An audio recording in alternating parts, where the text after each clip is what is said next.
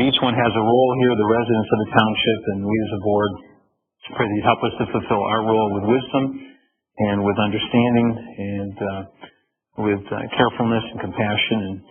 And we just ask, God, that you would take our human efforts and you would lead us, Lord, in a direction that is profitable for those who live here. God, bless those that serve us and protect us and continue to be with them. And thank you for your favor on this township. We're grateful. In Christ's name, amen. Amen. If you would take your, if you'd stand up and we're going to say the Pledge of Allegiance. I pledge allegiance to the flag of the United States of America and to the republic for which it stands, one nation, under God, indivisible, with liberty and justice for all. Thank you. You may be seated. And Mr. Clerk, if you confirm the presence of Chairman, let the record show that all members of the board are present. All right. Thank you. I'm glad everyone's feeling well, and I think that's going around. Everyone's here today. So, Happy New Year to everybody. Thank you. And trust everyone's received their agenda and has done their background research coming into the meeting tonight. So we'll begin with number 5, the approval of the agenda. Mr. Chairman, I'll make the motion to approve the agenda as presented. Support. Supported. All in favor, say aye. Aye. Anyone opposed? All right, the agenda is approved. You've all received communication letters and reports for information. Trust that you've read through those. We come then tonight to a public hearing that's been scheduled, and we're going to need a motion to open this public hearing related to Grand Rapids Gravel's appeal. So is there someone Mr. Chairman, before we make a motion to open the public hearing, I would like to state that I will not be participating in the discussion relative to this appeal, nor will I will be recusing myself of the vote as I am a member of the Mineral Mining Board and I have already voted on this proposal. Okay, appreciate that. Appreciate knowing that. Having said that then, is there someone who'd like to make a motion to open the public hearing? Support. All right, moving supported. All in favor say aye. Aye. Opposed? Okay, our public hearing is open. I'm not sure who has come tonight specifically for that purpose, but we thank you for coming, whatever your purpose. And you're welcome to have input at this time during this public hearing. Hopefully you've availed yourself of the information ahead of time. Some of you are in the thick of it. Maybe others of you are here tonight just observing, but you'll learn soon what this issue is about as people address the board. Who's here from Grand Rapids Gravel? I'm thinking right over here. All right, great. Who specifically is here by show of hands intending to speak tonight, or you may be interested in that topic? Okay. You can go in any order you like. I tend to advise those that are most interested to perhaps want to hear what others have to say, and then perhaps be the last to speak, if you will, during the public hearing portion. But that's entirely up to you. So, who wishes to address the board first on this subject? Sure. Please state your name and your residence. My name is Tom Healy, and I live at 2659 Cedar Grove North in Georgetown Township. Thank you, Tom. And just for the record, we received a letter from you as board members. Yes. And I trust everyone received that. Okay. And I know for a fact that I've read it through, and I hope that others, I trust they have as well. So go ahead, Tom. Very good. Thank you. First of all, Happy New Year to everybody. Thank you for your service to our township. I have the privilege and honor of being on the Mineral Mining Board, on the Planning Commission, and also on the Zoning Board of Appeals. And I'm not here representing those boards or panels tonight. I'm here as a citizen of this township with concerns about what's happening, or at least what is being proposed here. You've already received my letter. I reviewed the Grand Rapids Gravel document contesting certain conditions, and I would hope that the board would keep in mind certain items in reviewing this. First, Grand Rapids Gravel has been conducting operations here for 60 years by their own documentation, and During that time, I think they've pretty much had unfettered access to the property and been able to use that property to its most optimal use, really extracting the greatest benefit possible from that property over all those years. And I think it's important to bear in mind that while it's nice to be able to get the optimal use, it's not a requirement. A reasonable use is a reasonable allowance, and that's permitted. Secondly, when these activities began many years ago, PFAS was not on anybody's agenda. It wasn't in anyone's vocabulary. In fact, probably not until 2010 or a little bit thereafter did it become an issue anywhere. But finally, the mineral mining ordinance, and Manette, if you could put section 2680 A and B up, that would be very helpful. Thank you. The ordinance states in pertinent part that the review board may impose reasonable conditions on the issuance or renewal of a license. Conditions of approval may be imposed as necessary to eliminate or mitigate any potentially adverse condition or impact. And it goes on to say the conditions may include, without limitation, conditions regarding the location, design, and most importantly, the operation of the site. I think those are three pretty important points to bear in mind. Now, I think really this gets down quite simply to two easy points. The first is the property, the parcels are not zoned industrial. They are zoned low-density residential and rural residential. So they're not... Give me a moment, Tom.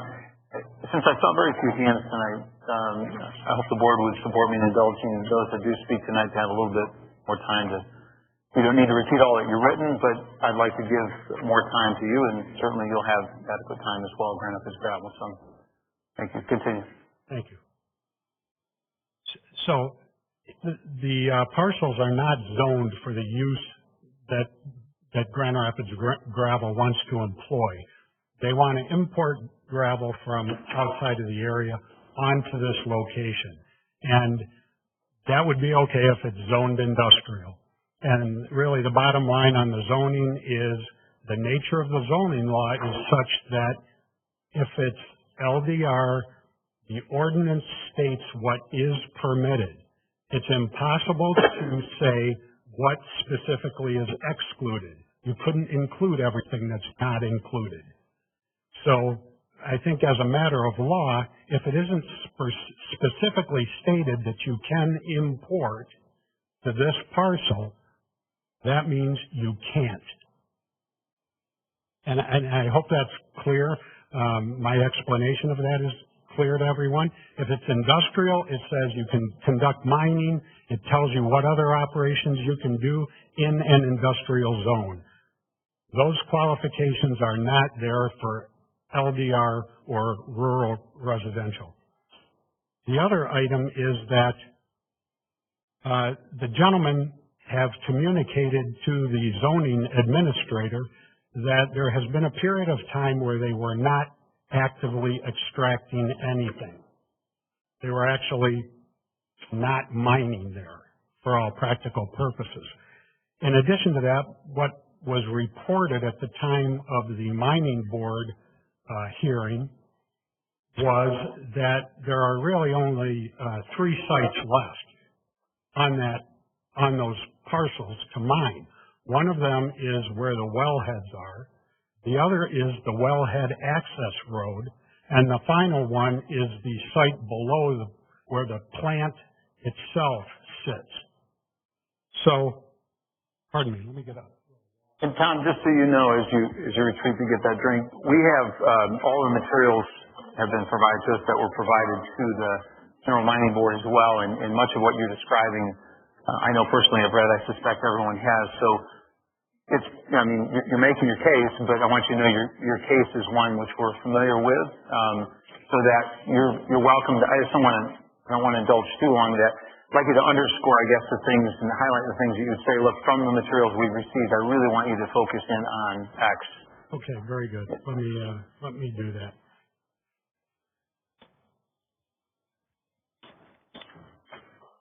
I think first and foremost, the ordinance permits the review board to take the actions that it did. The board took no extreme actions. The board proposed some reasonable limitations, and they're not just not extreme, and I think they accommodate Grand Rapids Gravel to a great extent. The mining board put no limits on what Grand Rapids Gravel does with their plain field gravel. There's an implication that some 300,000 pounds of gravel they're being denied use because of the actions of the Mineral Mining Board. That's not true. They may be denied use by the actions of the Department of Environment, Great Lakes, and Energy. They may be denied access by Plainfield Township. They may be denied use by contamination from Wolverine Worldwide, but the Georgetown Township Mining Board had no say in any of that. That's a matter of perhaps a cause of action for Grand Rapids Gravel against those entities, but not against Georgetown Township. Okay. Can you sum up, or is that your summation? Yeah? I think that gets to the point. The minutes of the mining board meeting also extol a little bit more upon some of these topics, and I think they display a reasonableness in what was proposed. Thank you very much for indulging. Thank you. Appreciate you coming to speak, Tom. Anyone else? I know obviously Grand Rapids Gravel. Anyone else here tonight to speak to this issue? I see none. And I'll say as you come, is it James? Is that you? Okay, you're welcome at this time if you'd like to approach the board. As he does, I'll just point out, Crystal Morgan is with us tonight. From time to time, we'll have our legal counsel with us. We appreciate you being here, Crystal, and Tom, when you make points to us related to the law and so on, be assured that whether it be your side, Mr. Dykstra, or Mr. Healy, that we are being advised by counsel. We do what we do carefully and with good legal counsel so that we make wise decisions. So with that, feel free to proceed. Perfect. Thank you. My name is James Dykstra, and I'll be representing Grand Rapids Gravel on this matter. First, I want to thank you for your time and your consideration on this. I don't want to re-emphasize everything that you've read, but I would like to take a moment and go through a brief history of how that it may not have been presented in all those documents for you.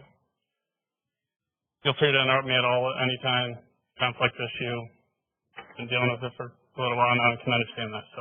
Sure. And by the way, and if we don't, and we may, but if we don't, certainly when the public hearing is closed, and if we're deliberating, we have a question, we can always pose it to you at that time as well. So go ahead. So just brief overview, a history of the site. Actually, Grand Rapids Gravel was granted a permission from Georgetown Township in 1957. So as Tom had stated, it's been in existence for about 60 years. And that was for a commercial sand and gravel pit at this location. In 1979, so 22 years later, Grand Rapids Gravel requested to Georgetown Township the ability to place a permanent gravel processing plant. That's kind of what you'll see there now. It is a way to take raw material, run it through a wash plant, and then create different types of sizings of stones, crushed material, sand, take out any of the stuff that's not usable for like kind of as that natural resource. So the Georgetown Township Board then did grant Grand Rapids Gravel that the ability to put that processing plant there, and specifically documented in that special use permit was the outlining that gravel would be imported from off-site to this site for processing. So the concept of importing material to the site was specifically documented by Georgetown Township in that special use permit, and it was approved. That's been going on for the last 40 years now. It actually wasn't until 1989 that the processing of material that was excavated on site started. So specifically those 10 years preceding from 1979 to 1989, all the gravel that was processed on the site was imported material. So that brings us to almost 1990. From that point on, the process has been to import material and excavate material from on site, create a blend, wash the material, and then that was, after that's a finished product, then we have a lot of different products. Some of them we use for the ready-mix industry of concrete, and some of them we just use for the aggregate business. And that's, like I said, been going on for 30 years. Right around the turn of the century, Georgetown Township kind of modified their approach to mining, and there was a process for mineral mining license. In 1999, granite gravel was permitted, or was granted a temporary mining license. This is how it was. And at that time, I think it's critical to point out that broken concrete was being hauled to this site at Genesee. And the minutes stated that broken concrete, the board agreed that the recycling of concrete is part of the mining operation, that it may continue as long as mining is taking place.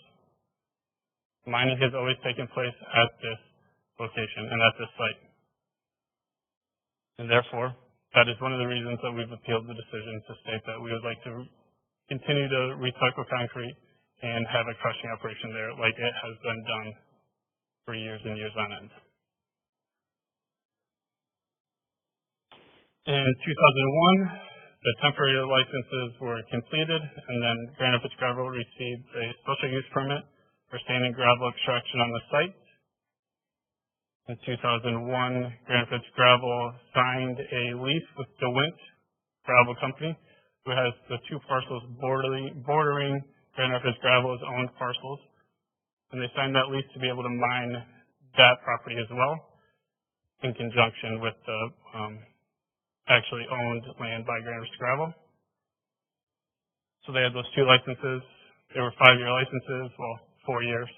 And in 2005, Granite Pitch Gravel went in and received renewals for both licenses. In 2008, Granite Pitch Gravel was granted a mining license for the Georgetown Township, or by the Georgetown Township Mining Board, to mine Cedar Lake East on Fillmore, and specifically haul all the gravel from Cedar Lake East to the Genesee plant to process there. So again, just trying to reemphasize that importing material to the site and processing there, specifically documented and approved by Georgetown Township. So our estimates that through 2009, over 1 million tons of gravel was processed at this site from off-site. So 1 million tons of imported material being processed here, and that's including the Millennium Park project in Kent County, all approved by Georgetown Township. In 2010, Granite Pitch Gravel renewed both of its licenses pertaining to the site, the Granite Pitch Gravel and the DeWint piece, because that's when Granite Pitch Gravel actually purchased the DeWint parcels. Mineral Mining License 1003 stated, the license does include a crushing operation. Mineral Mining License 1004 stated, materials may be imported for processing on site. To us, this is not surprising. It has been an ongoing process for the previous 30 years, 40 years, and that was explicitly how it was written in the conditions. As I said, Granite Pitch Gravel purchased the DeWint parcels in 2010. They, at that point, went to Eagle. There's wooded wetlands. Wait, can we maybe put the map up there? Just so that site. Yeah, that'd be perfect. Thank you. So the DeWint piece is kind of on the right there with the oil wells listed in the wooded wetlands. So in 2010, Granite Pitch Gravel purchased that piece of property. We went to Eagle, or the NDEQ at that point, and tried to get a permit to mine the wooded wetlands. That was denied. Granite Pitch Gravel held on to the property in hopes to future mine that. And that brought us to 2015 after that was denied because 5-year licenses had to be renewed. During early 2015, Granite Pitch Gravel received an email from the mining official stating that the license would expire, we need to renew it. Granite Pitch Gravel applied for the renewal of the license. And under our understanding, we were applying for the same exact license that we had.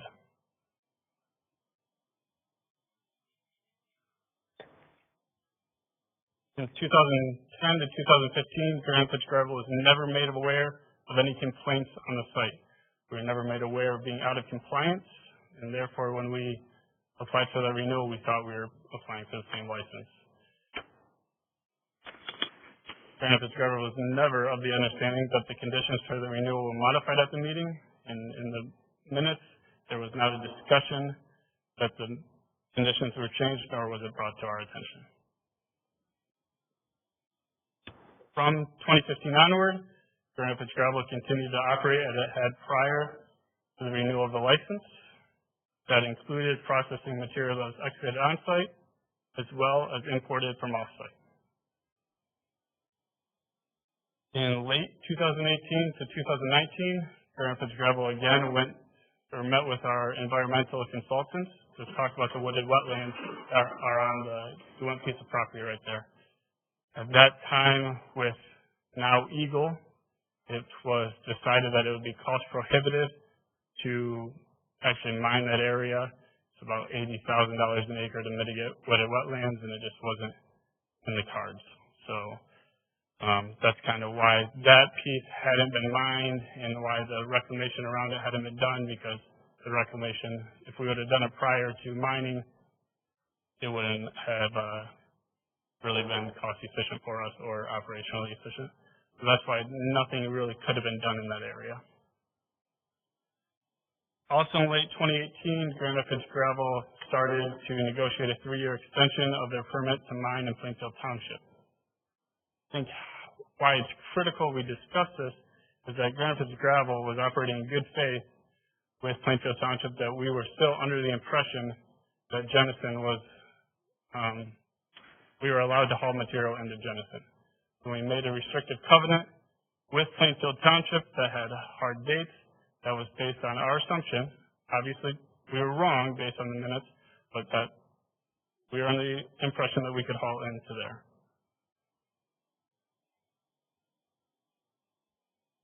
So, February of last year in 2019, I received a call from Rod Wiersing. Sorry if I pronounced your name wrong. And stating that we were in violation of our current mining license by importing material for processing based on the 2015 renewal. We looked into it.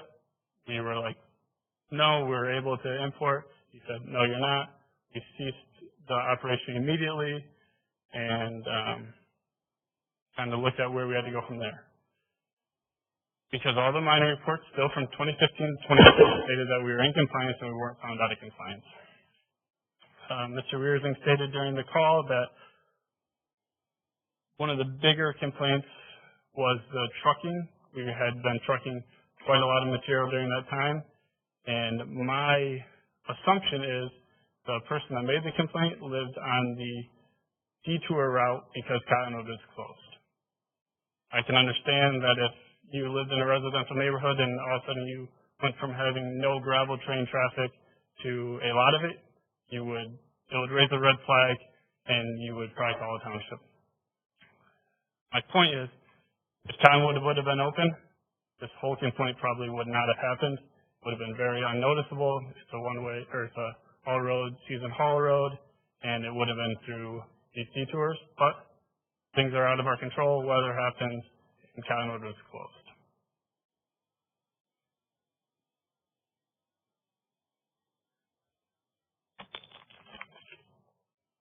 Questions? Okay. Now, if you are you at a stopping point? Okay. I want to make sure that you had an opportunity. After the call with Rod, Grand Pitch Gravel asked to meet with Georgetown Township staff to figure out the next steps and how we could get back to the previous conditions that we were able to import material for processing on the site. Part of that conversation was centered around the fact that in February, the Mineral Mining Board, that is still in existence today, renewed the mineral mining license for Cedar Valley Associates. And in that mining license, it specifically states that the only place that Cedar Valley Associates is allowed to export material for processing is the Grand Rapids Gravel Plant number 16. Staff acknowledged the discrepancy and decided to modify Grand Rapids Gravel's license to accommodating importing material from the Cedar Valley project. Following multiple meetings with the staff, it was decided that Grand Rapids Gravel would have to apply for a whole new license for these new conditions, and which would include the ability to import material for processing from outside of Cedar Valley, and also a crushing of recycled concrete operation. In October of last year, the mining board held a public hearing. There was our group of people in the meeting and 3 other individuals. 1 abstained from speaking. 2 people spoke in favor of Grand Rapids Gravel. Yet the mining board did not come to a resolution, and they asked for more information on the PFAS situation in Plainfield Township and a proposal of a restricted covenant that Grand Rapids Gravel offered to make with Georgetown Township, mirroring the one that they did in Plainfield Township. So, after that meeting, Grand Rapids Gravel provided both those sets of materials to the Mineral Mining Board. They provided 3 separate soil samples from Boulder Creek location that were tested for PFAS. The samples were selected from Dan Green, who is a senior hydrologist at Fishbeck, Thompson, Carr, and Huber. The samples were taken from 3 different scientifically selected locations within the state. All samples came back not detect. In other words, no PFAS compounds could be detected in any soil samples. In addition, the Mineral Mining Board received a letter from Eagle that stated, at this time, we do not have any reason the sand or gravel being excavated from the Brewer Pit, Boulder Creek, is contaminated with PFAS. I believe this is a critical point because it appeared one of the major issues the Mineral Mining Board had with the importation of material from Plainfield Township was the stigma of PFAS at that location. There is no PFAS in the soil at the Boulder Creek location. Stigma can be a dangerous thing. Making decisions on stigma when factual data supports the exact opposite is inexcusable. No matter what the speculation is, we have produced hard data and the only data on this point. Are there any questions on PFAS? Okay. The other additional information that we provided to the mining board was this proposed restricted covenant hard dates. It was almost identical to what we did in Plainfield Township, and basically what it does would say, these are the hard dates. We'll lose in court if we try and get another extension. That's how Plainfield Township took it. That's what we offered to do with Georgetown Township. We offered these dates with the understanding that it would be contingent on the ability to import material for Boulder Creek to this location so we can blend it with the other materials from Cedar Valley and on-site to create natural resource, or to create the products we need to operate our business. Without the ability to do that, this restricted covenant would have never been offered. We can't expect to be held to those hard dates. In November of last year, the Mineral Mining Board had another public hearing to discuss the mining license. They discussed all these things we provided, and they approved the license with the conditions that there would not be any crushing of concrete. The only material that would be able to be imported was from Cedar Valley. The mining board would hold Grand Rapids Gravel to this timeline that we discussed in the restricted covenant, and the mining board would require a $2,000 bond for the license. On the 25th of November, we submitted an appeal of the Mineral Mining Board's decision to the township trustees. Now, I promise I'm wrapping up, but the current status of the site. We'll look at that with this map. Here's kind of where we're at right now. The area where... Okay, why don't you grab this? Perfect. Yep.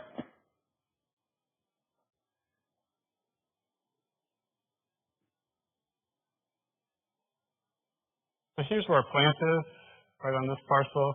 That's actually a leased property from the Ottawa County Commission. We put material into the plant from right here, but these are settling ponds that that wash water gets settled into. Right now, all this area is not going to be touched again, and all of this area, this shoreline, is found in compliance right now. We believe that this area is also in compliance. It's just we need the lake to freeze over, so if winter would actually come, then we could get out there and have Excel Engineering certify that either that is in compliance or tell us, no, the slopes are not correct, and we'd have to work on that. The other parts of this area, we've been in multiple meetings with the Ottawa County Parks Department, as they are, I think everybody agrees, the end users for this property. Had meetings, discussed what they would like to have CS do, what we think is cost efficient for both parties, and we've been we've worked very well together over the past few months.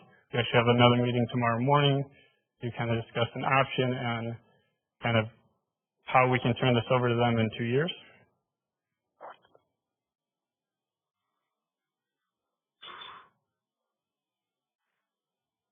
As the gentleman stated earlier, there's 2 to 3 areas that we still would like to mine on site. One of these areas is this bottom corner right here of the lake. We'd like to expand this lake with roughly maybe 25,000 tons of gravel right there.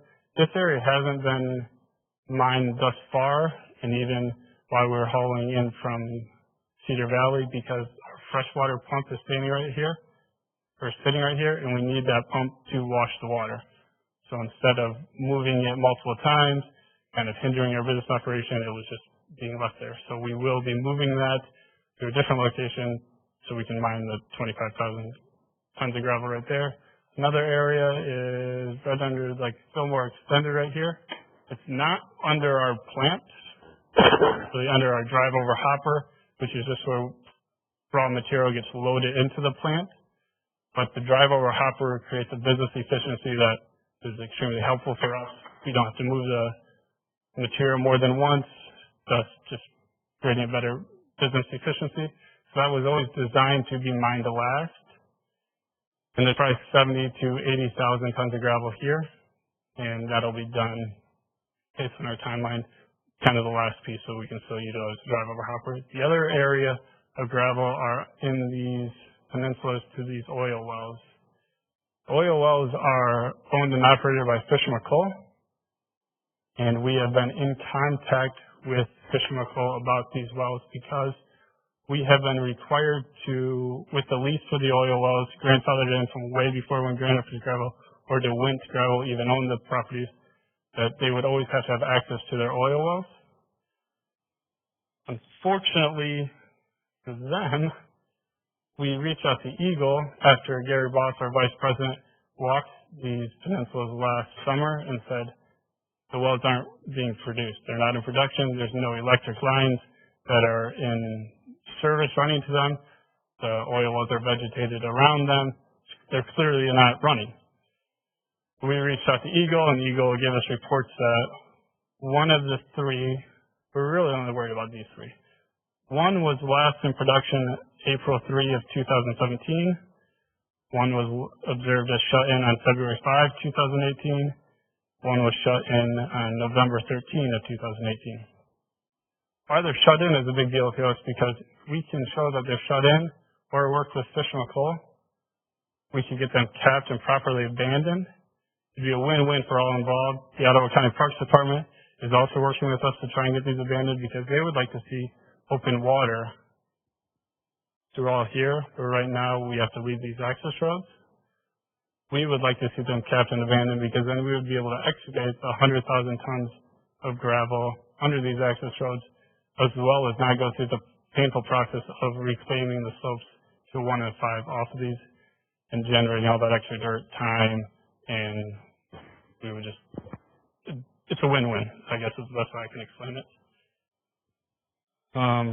Also, just looking at the site, I think would be crucial to point out the lack of proximity to houses. There's over 1,200 feet between the plant and the nearest house. Noise, dust, not a concern.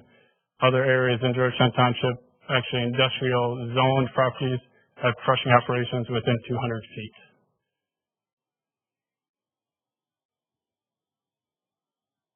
Even though the area is zoned as LDR, not possible to be zoned, or it's not possible for the future to have residential areas here.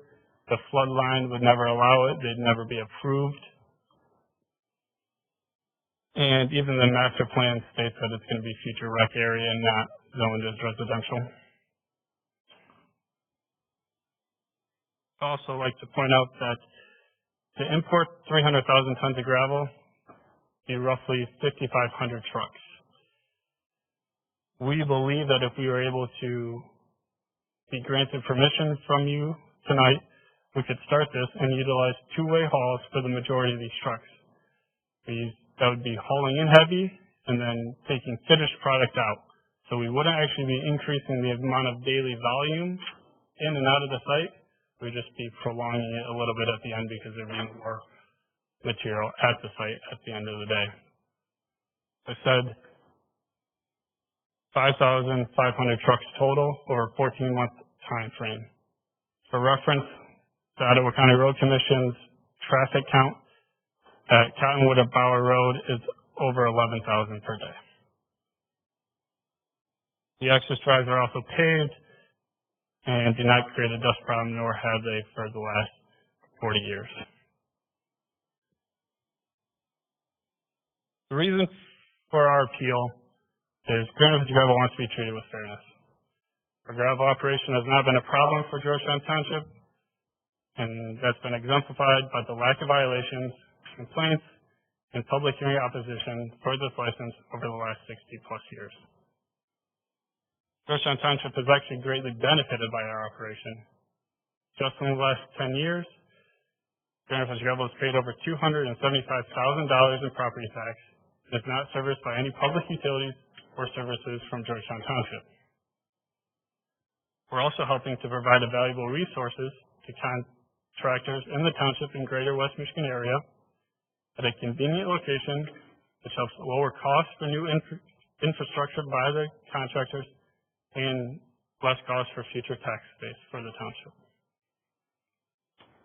We heard the concerns from the staff and the mining board, and we tried to provide answers and modifications to best address them. We looked at options for trucking. We discussed that we could do it in the winter when people are inside, or we could utilize two-way hauls. We thought the opposition from the mining board stated that it was more the volume, so that's why we're proposing two-way hauls, but again, we're trying to work with them. We went more in depth with our PFAS data. Again, we submit that there's no PFAS at the Boulder Creek location, and that's not a concern based on the hard data. The other concern was the timeline of this could be completed sooner. So if I could maybe show the other picture, I think this might be the best way to kind of explain this. Is this summation? Yeah. Okay. All right. Yes. Grand Rapids Gravel had a license, or has a license that was renewed in 2015 that would expire June 30th of 2020. That license states that it would expire in June 30th of 2020. You'd have 1 full year to reclaim the site, so thus bringing it to June 30th of 2021. What we're asking for is really a year extension. It's not a 3-year extension that's been made out to be. This area in the green highlighted right here is already reclaimed. The area in the blue in our timeline would be reclaimed by June 30th, 2022. The area in the yellow we think is reclaimed right now, and as soon as it's iced over, it will be. So really, it's just this blue area is a 1-year extension because we we wouldn't take the full year after to reclaim the site. We're saying writing in hard dates that we'd be done by June 30th of 2022. Where it gets tricky is these oil wells. If we are able to come to a deal and import the material from Grand Rapids Gravel, we'll sign a restrictive covenant that says if we are not able to get these oil wells abandoned, we will leave the access roads there, reclaim those access roads by June 30th of 2022 and be done with it. If we don't have that ability, we're not willing to part ways with the 80 to 100,000 tons of gravel under these access roads, put forth the effort of reclaiming it and that expense, because if we lose the 300,000 tons in Plainfield Township and the 80 to 100,000 tons here, we have a major business operations kind of situation, and therefore we would fight to prolong our operation just to be able to extract these natural resources that are shown here and not go through the reclamation. It's pretty clear that the natural resources isn't creating any serious consequences. We think we'd be able to kind of go through that process. So, like I said, the last part of the appeal was the $200,000 worth of a bond. It's outrageous. No other mining company has a bond. We did not have a bond for 60 years. To pull that number and not hold any other mining company to a bond is unfair and unjust. Even $200,000 is arbitrary. Doesn't even follow the Ottawa County standard for reclamation at $1,000 per acre to be reclaimed. In conclusion, I again want to thank you for your time and consideration. Hope I've alleviated some of the concerns that you may have had, and I just hope you will consider fairness and ask any questions during your discussion. Okay. Thank you, Mr. Dyckman. Anyone else wish to address the board during the public hearing on this matter? You've had your opportunity. Seeing no one then, is there a motion to close the public hearing?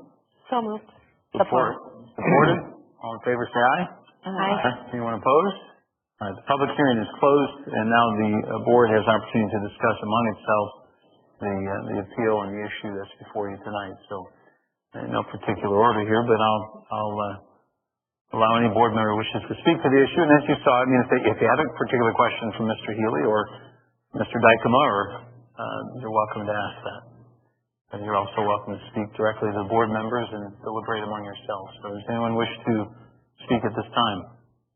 Jim, if I could just ask a question concerning the $200,000 bond, if that could be explained to us, what was entailed in the $200,000 bond?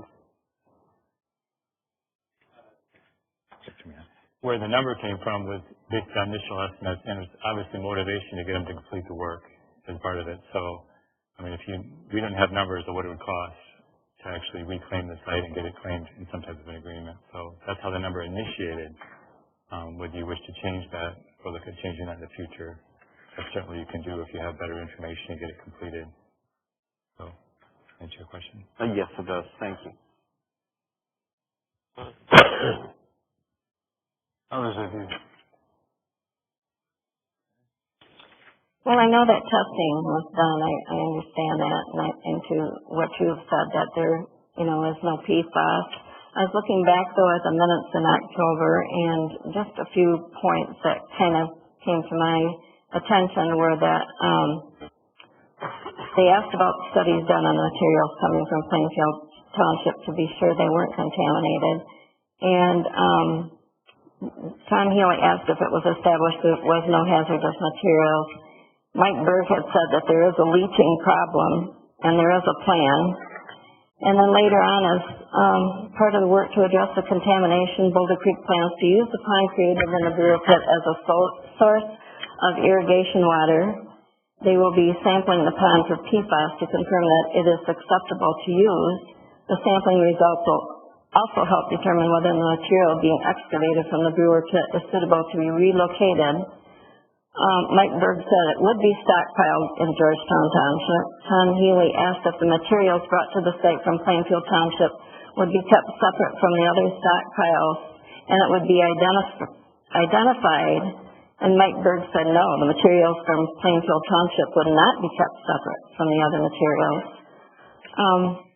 And then looking back too to the minutes from October, I know the zoning administrator stated the following: bringing materials onto a mining site was never intended to be allowed with a mining license, since the ordinance only details the use of extraction and processing those materials extracted on site.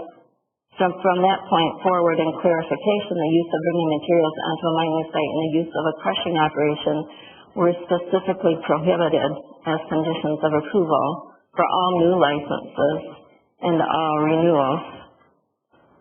And I realize that you did stop once you knew that, but the request is for a new revised mining license to allow materials from within and outside the township to be brought onto the Grand Rapids Gravel Fillmore site for processing and to allow a crushing operation. Both uses are currently prohibited by conditions of approval of their current license. And I guess, as a citizen of Georgetown Township myself, it just makes me a little nervous to think that, Plainfield Township refused to, and then now you're bringing this into our township, and to begin with, materials weren't supposed to be brought in to begin with. And to me, it just kind of states that there's no guarantee, because as it said, the materials from Plainfield Township would not be kept separate from the other materials. Those are just some points that I thought should be brought out.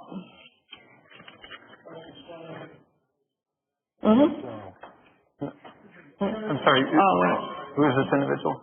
This is attorney. Okay. Is he speaking for you now, Mr. Dykem, or? Okay. Right. Up to you. We had an Up to the opportunity. chair. I'm sorry, public hearing. Is this something that you need to address with her that he can't address? Go ahead.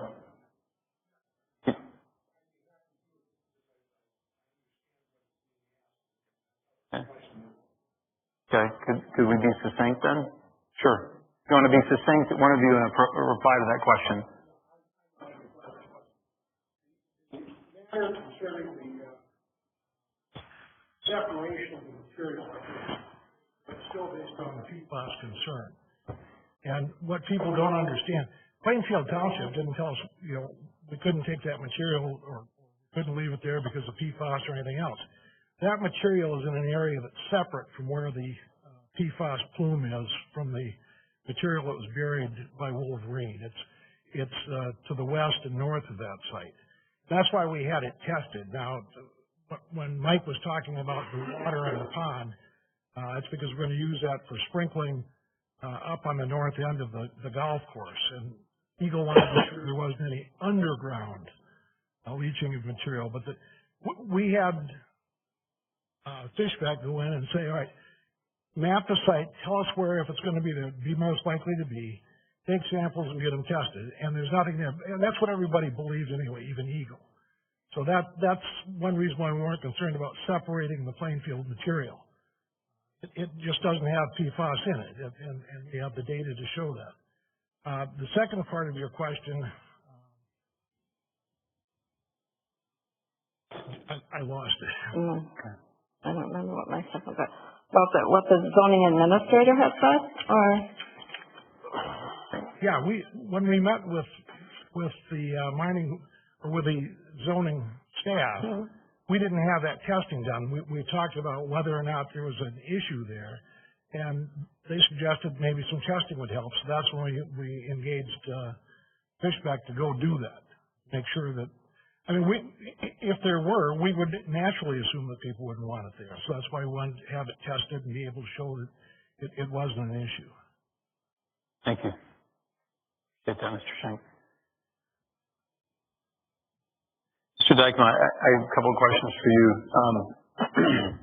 I've heard different statements now. I think I heard you say that mining has taken place all along and to this day. We've been told, I've heard Mr. Healy and others say, it hasn't taken place in a number of years. In a succinct fashion, could you address what seems to be a discrepancy to me, meaning, have you been mining this property over the past several years or not?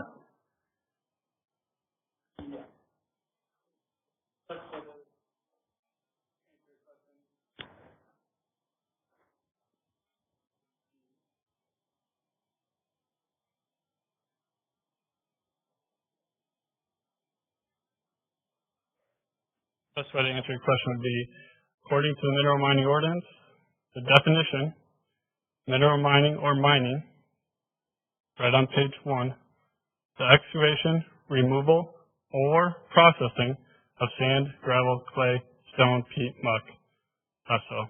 If I can understand what you're saying, then what's been going on this site over the last several years has been a processing operation pretty much exclusively. Is that correct? Not exclusively, but more processing than excavation. But there has been some excavation in the last few years. Okay. I got the sense too with your litany of sort of the history, which we've seen as well. I don't think you'd put it in these terms, but there's almost a sense of, after so many years, an entitlement to that renewal. Do you believe you have an entitlement to the renewal, and do you believe the Mineral Mining Board has the ability to place reasonable conditions on a granting of a new permit? I believe they'd have the ability to put reasonable conditions. My sense wasn't to say that we were entitled. It was, this has been going on for 40 years.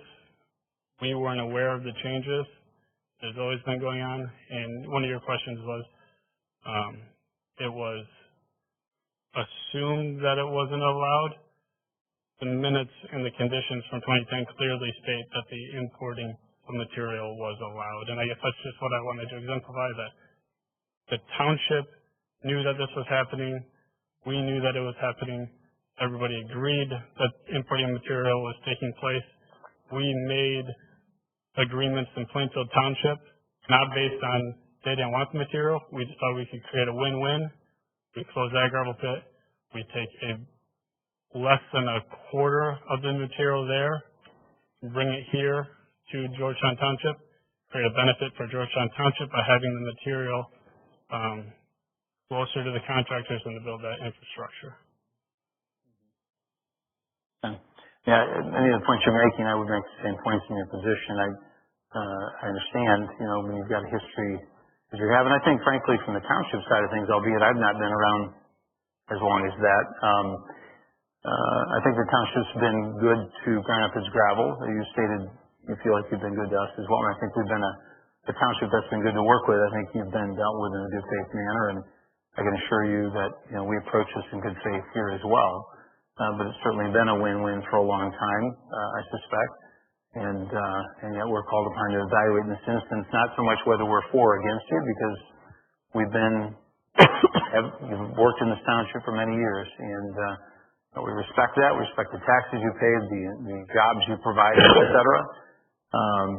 So I appreciate knowing that. I appreciate you underscoring that. At the same time, I think, like all the board members, we were called upon now to say, okay, in this specific issue, that is, we're not saying you're denied a permit or a new license or you can't extract material. We're rather deciding on somewhat of a narrow issue, which is having to do with bringing material off-site, outside the township, to this location, and whether or not that should or should not be permitted, right? So, the others of these issues, I think, are workable in terms of things you've worked with before, in terms of if there needs to be fencing or dust issues or whatever. I don't think that's been an issue, and that's not really one tonight. But I appreciate that. Anyone else with questions, or we can also obviously deliberate. You might be kind of up and down. It's up to you, Mr. Dagmar.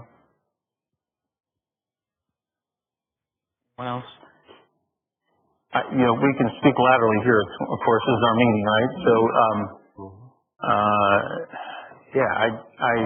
I'm wrestling with this from the standpoint of it's been a healthy relationship for a long time, but at the same time, the activity there has slowed, obviously, in recent years, and to the point where we're now a processing location. And much like Plainfield Township, which has its own autonomy over its own jurisdiction and apparently has drawn some lines, those lines drawn by another jurisdiction are now affecting us to some degree here. We're not the cause of that problem. It strikes me we're not the reason why this is a challenge to them right now. We certainly could make their problem more amenable to them, I suppose. But whether it be, Eagle or whether it be Plainfield Township, they're drawing their conditions and their lines, and we have to decide among us, and as the Mineral Mining Board has done, whether we agree with the reasonable conditions that have been imposed. I, for one, hear very carefully what's being said by both sides. I'm but one voice here, but I am generally supportive of the position that the Mineral Mining Board has taken on this particular issue, and answer from the standpoint of our residents as well. In the saying that I'm not scared by the information. I'm not acting in fear. I think I'm trying to act with prudence, and I welcome the thoughts of other members as far as what you're thinking. Jim, I tend to agree.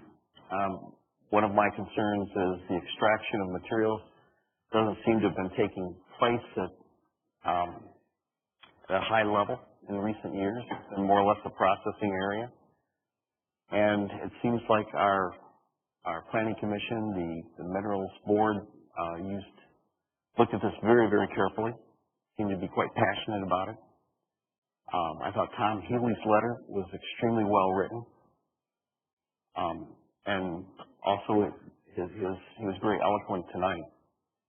But I can see this is a very, very complicated issue.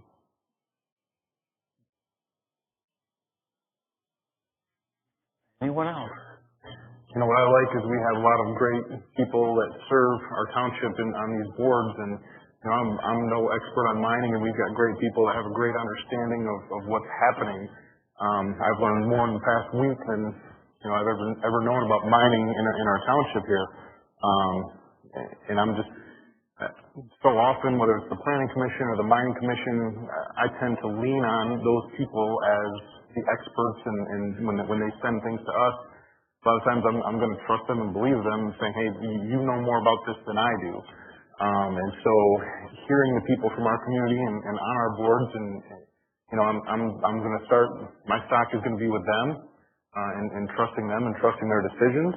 It's hard saying, hey, we have these people that have done business in our community for so long, and hearing this history was kind of a, hey, we've been doing it this way for this long. Hey, why change it now? But as you look around, the PFAS that weren't around a long time ago, and our things have to change, and we have to be responsible to our community, and things change. So, I think that there might be some things in here worth maybe looking at the bonding. Is that something that sounds to me maybe we need to do something with that? A fair number, and like I said, the 1,000 an acre that he mentioned, that I don't know how well that's calculated. It seems like there might be some things that need to be looked at here, but. Just for clarification, I think the bond issue came in the form of a potential resolution, promise, compromise, et cetera.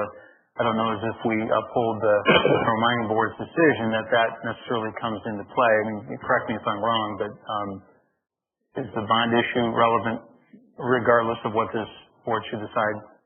All right. Well, thank you, Jason.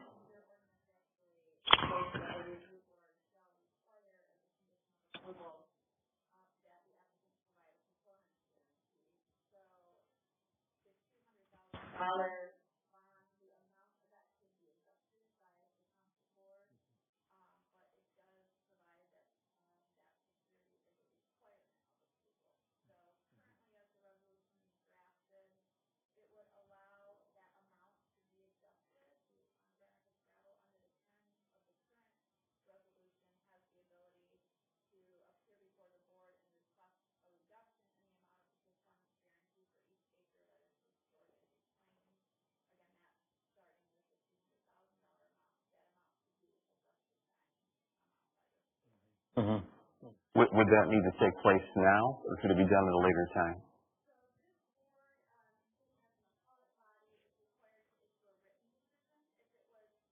The consensus of this board to adjust the amount of the bond, then that would be reflected in a written resolution that would be presented to you at your next meeting to review and adopt.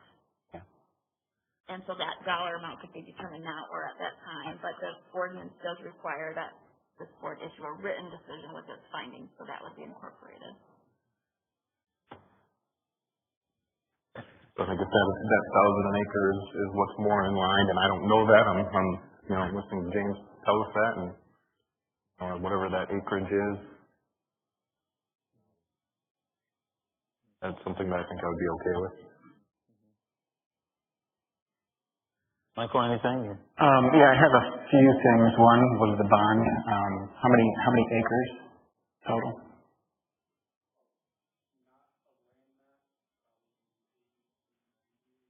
Okay. And part of it's already been reclaimed, well, waiting certification.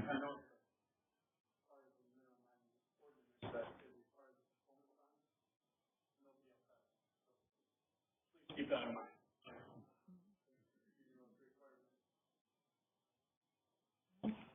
When was that ordinance put into action? Was that newer one a couple of years ago? Has it been a while? And then those hard dates for the timeline of closing. So the number 16 plant will be completely done. It'll all be parked.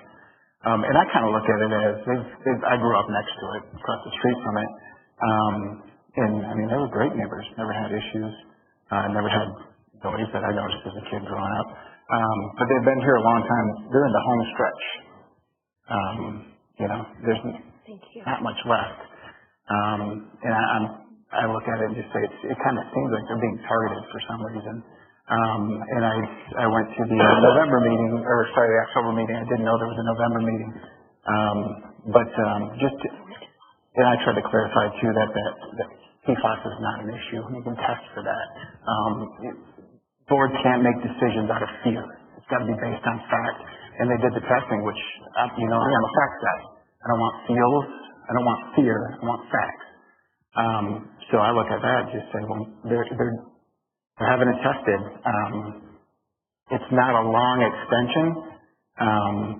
They're importing material from Cedar Valley. There's other places in the township that are importing materials in. And it falls back to that. Well, they're LDR. It's a mining operation as far as processing goes. That's part of mining.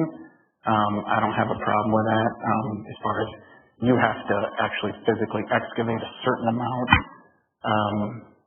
either calendar-wise or ton-wise a year to still be mining. I don't go for that either. I think it's a mining operation.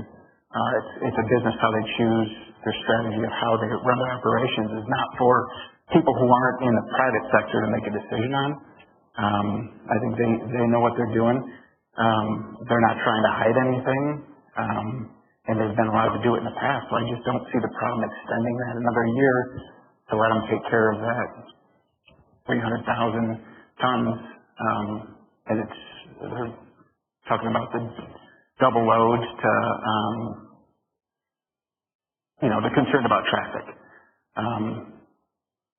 And like James had stated was, this all started with somebody who made a phone call. And that's what I wondered too when we got an email last week about somebody who was following their trucks and they're hauling stuff in, kind of a weekend private investigator, taking it upon themselves to do that. It keeps going back to that targeting thing of what's the reason here. They're not trying to hide anything. I think they've done a fantastic job and they're almost done. And I would lean towards letting them finish. And with that bond, just find out what the average is, not necessarily, if we got other places that are paying nothing, is it 1,000 an acre? I think it's something that needs to be looked into. And as far as importing stuff too, it happens hundreds of times throughout the township every year. When a new house goes in, we got excavators hauling in backfill, gravel, stone from who knows where, and topsoil. So developers, it's not like this is a unique situation.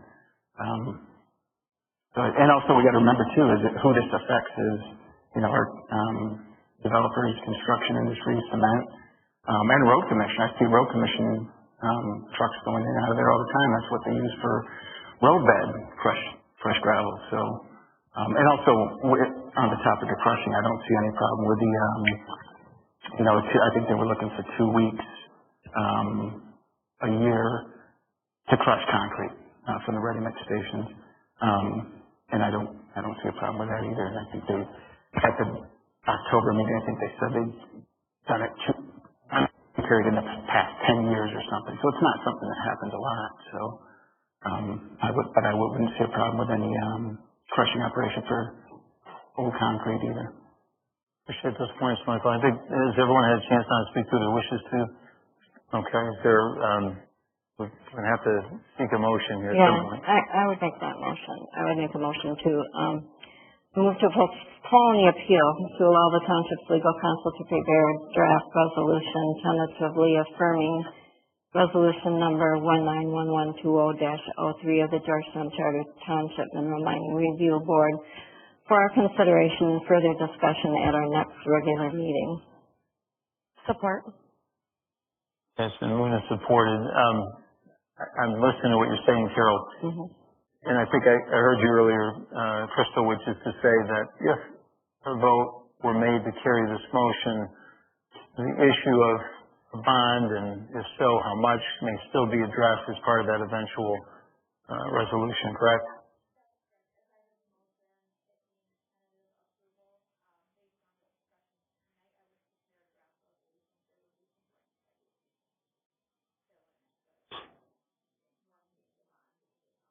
Is an open issue currently.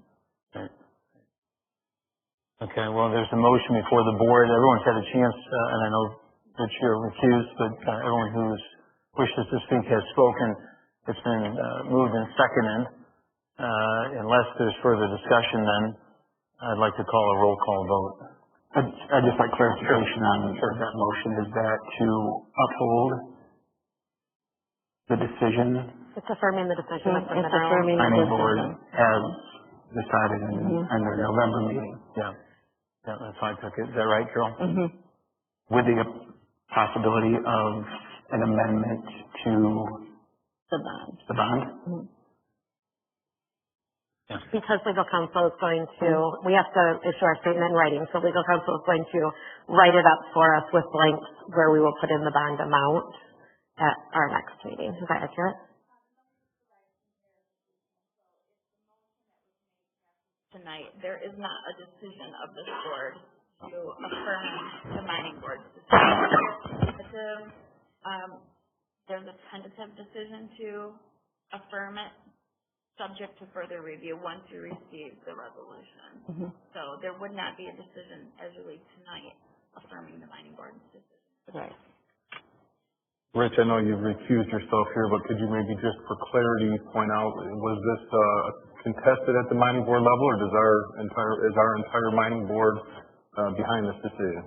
I'm not sure you can do that if you recuse yourself. I can answer that question because it was in the Mineral Mining Board minutes dated November 20, 2019. When they took the vote at the end, it was 1, 2, 3, 4, 5, 6 yeas, 1 nay, and nobody absent or abstaining.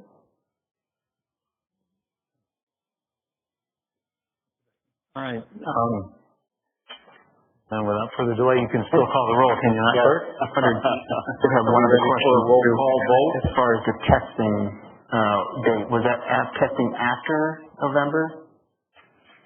You're talking about the testing for the PFAS? For the PFAS, or before the November meeting? It's not critical to my decision, but you may, but it was after. It was after. And I guess the reason I ask is because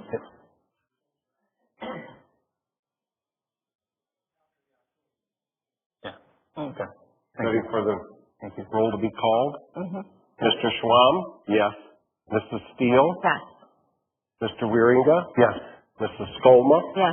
Mr. Manier? Yes. Mr. Bosch? no. It's carried.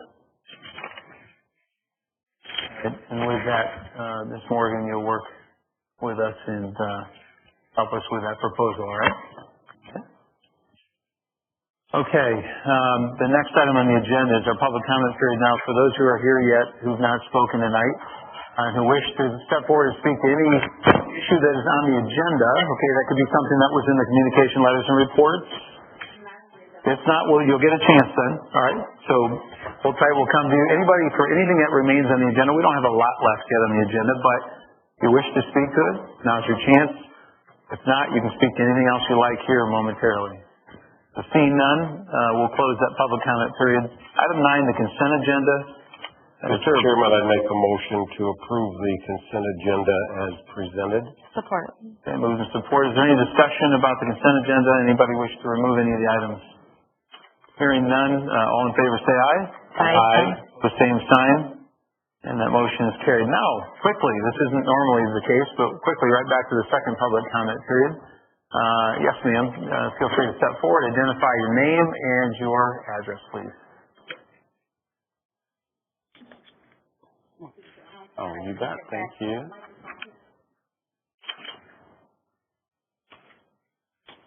Judge Judy. Oh, no. My name is Juanita Bocanegra. I'm a resident of Howland Township, actually, at 707 Garden Bridge Drive. I am here to introduce myself to all of you. I am running for the 58th District Court Judge position. It's a position that will be left vacant by Judge Jonas, who is not eligible to seek another term or to run for judge again. I currently represent all of you. I serve as an assistant county prosecutor. My office is out in Holland, but I'm often out in Grand Haven on my felony caseload. I have the blessing of being endorsed by our sheriff, by my boss, Ron France, who, as you may have heard, I think Lee Fisher, who's my direct boss out in Holland, was here before. He's running for Ron's position, who's retiring. But Ron has also endorsed me, as has retired Sheriff Gary Rosema. Many of our Ottawa County Commissioners are endorsing me, as well as many well-known community leaders. I am running on, just real quick, 3 huge things: balanced experience. I have served I was in private practice in Rose McKee, where I practiced in business law, civil litigation, family law. So I bring that civil litigation background, and I now combine it with my experience in criminal law as a prosecutor. Also adding to the balanced experience is my being able to present a case in court, but also being able to draft the pleadings and meet with the clients that bring those hearings before the court. I started out as a legal assistant at an office in Holland, so I've worked my way up. I feel very strongly in community. I have served on many, many boards. I've chaired many committees. It's hard when you're calling roll call for me not to say aye, because I've done it for more than 25 years now. I'm passionate about the community. I believe not just in giving back, but in paying it forward. I will continue to do that regardless of what happens in this race. My third point is integrity. I strongly believe in integrity. Sergeant Coster is here, so plug your ears. I don't like to hear the words not guilty. But if there's an issue with the case, I would much rather be transparent and honest with opposing counsel and defense attorneys rather than compromise my integrity. I think our law enforcement partners appreciate that as well. I see that the clock is running out, but I will stay to the end of the meeting to answer any questions any of you may have, and I'm here obviously seeking your support. Thank you. Thank you very much. Appreciate that. Anyone else? All right, yes. State your name and your address. Hi, I am Leah Swathwood. I am the general manager and head groomer at Captain Canine, just down the road here. I just wanted to introduce myself. I know you guys got a letter. Have any questions, I'm here to answer. If you have any pictures of your dogs, I'm here to look at them. Need grooming appointments, whatever you need, any questions you have, I'm here for you. Thank you. Yeah. Nice when we have a local business owner come, so appreciate that. Okay. Anyone else? All right. Seeing none, I'll close the second public comment period. Item number 11, discussion and general information among the board, beginning from my right to my left. Anything? Nothing tonight. All right. I don't have anything either, thank you. All right. Down, all the way down to Michael. 2 items. First, Library Drive is open from Baldwin. It's like a bombed-out road in Baghdad. I'm not sure who decided to do that. No? I guess there's a couple problems. One is it's is a terrible idea, just because it's bad for cars. Two, it tracks all this mud into the parking lot, and that tracks into the library, which... I don't disagree with you at all. If you'd like to close it, we'd be happy to do so. Public will be upset. When it was open in the winter, we were anticipating December, late December, January, February, the temperature is below freezing. And so it would be frozen. And so we were thinking we could get away with it, so the public could get away with it for a few months, but if you want us to close it, we'd be happy to do so. So maybe we only have it open when we've had snow and it just confuses people when we do it. And that was the whole thing, is why is it even open? Because it's... Sorry, Travis, do we have permission still, if that were the case, to use the church parking lot next to us here? It seems that's still We've got parking on both sides, yeah. yes. Okay. Yeah, all right. But we've gone there Friday. I think, frankly, it comes up, it doesn't have to go to services, but that would certainly be a service thing to discuss and see if that would be any consensus to move it to the board. But what was the second point you had? Oh, I figured it was something we could act on tonight. I'm not sure we want to wait another month. I thought common sense would just take care of it. Becky, you're a frequent library user. Everybody have opinions about that. Nobody likes to see mud tracking in the library, that's for certain, but it's unusual to be this far in January and not have frozen ground. I think we're looking at days. Winter should be coming here. It's going to be confusing for people that have been using that area.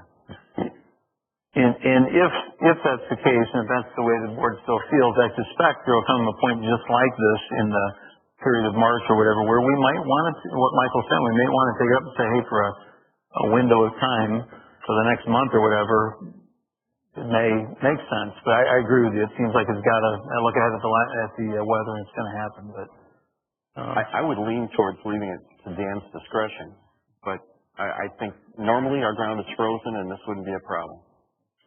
I think that we can leave it to driver's discretion. I just got in the habit of going through the neighborhood back around to the backside, but then driving in tonight, I did pull off Baldwin for the first time, and it's bumpy, and I said to myself, well, I'll go back to driving around. The snow's gonna fill in those holes and compact it as soon as we get some snow. But. Well, there's 30 right there, so I guess it seems like something that we may wish to address again. I think it's a lot that I think we're doing at this point. I've never really hoped for a real hard freeze, but I think that's probably something we need. Okay, is that everyone? My second item, on the bills, Kendall Electric, $33,000. I guess my question was, is that part of the $280,000? Or why is Kendall billing us direct? We hired a general contractor to do it? We purchased some of the lights directly to get a better price on those lights. So that will come out of the $280,000? No, that was on top of that. Well, that's on top of the $280,000. And that's what I wanted, is this creative accounting where, like, Senior Center went from $1.5 million to $2.5 million overnight. Oh, we forgot to mention site improvements, and then just to avoid the and all this other stuff goes on from the general account, and what was to the public is whatever you're suggesting. We wanted to save money. I know you like that, so we purchased them directly to avoid the overhead on the purchase. And you can suggest something else if you like, but that's why we did it. Okay, and that's what I wanted. Is it part of the $280,000 or on top of? Motion to adjourn? So moved. Support. All right, all in favor, say aye. Aye. Anyone opposed? And we're closed. Here you go. Thank you. Yep. We'll get your mic.